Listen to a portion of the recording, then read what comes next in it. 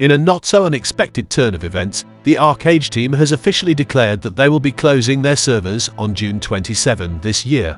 This decision, shared with fans in a notice on the official website, marks the end of a significant chapter for one of the most loved and hated sandbox MMOs in the last decade. The news comes as Excel Games and Kakao prepares for ArcheAge 2 to enter beta sometime later this year, with a full release of the sequel slated for 2025 or beyond.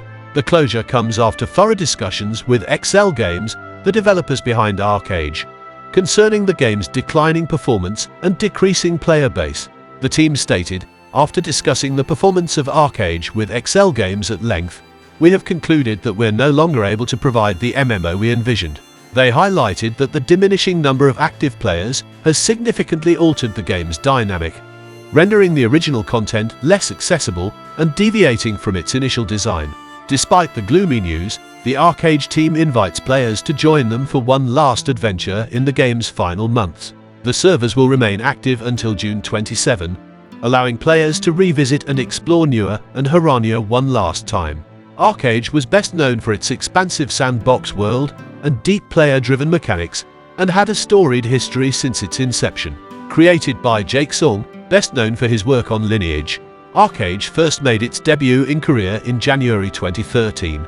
The game's innovative design promised players unparalleled freedom with features like housing, farming, and the infamous judicial system alongside naval combat and massive PvP zones, which set it apart from other MMOs.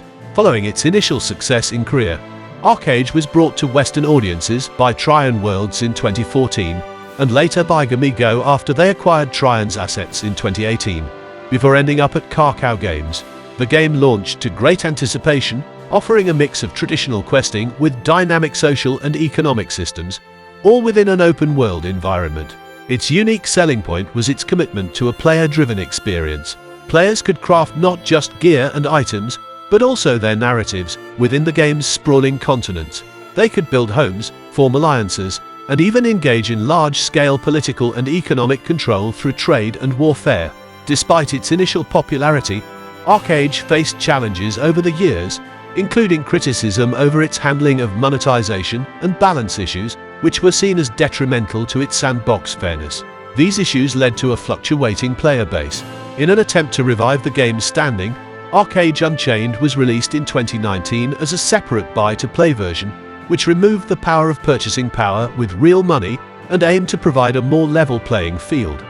Unchained was later merged back with the original servers. ArcheAge 2 is currently in development by Excel Games, the same studio behind its predecessor. ArcheAge 2 promises to retain the vast, player-driven sandbox experience that made the first game a cult favorite, while incorporating advanced technology and updated graphics powered by Unreal Engine 5. The sequel aims to address previous criticisms by refining gameplay mechanics, economic systems, and balancing issues. Did you ever give ArcheAge a go? Let us know in the comments. For now, it's time to say goodbye as we wait for news on ArcheAge 2.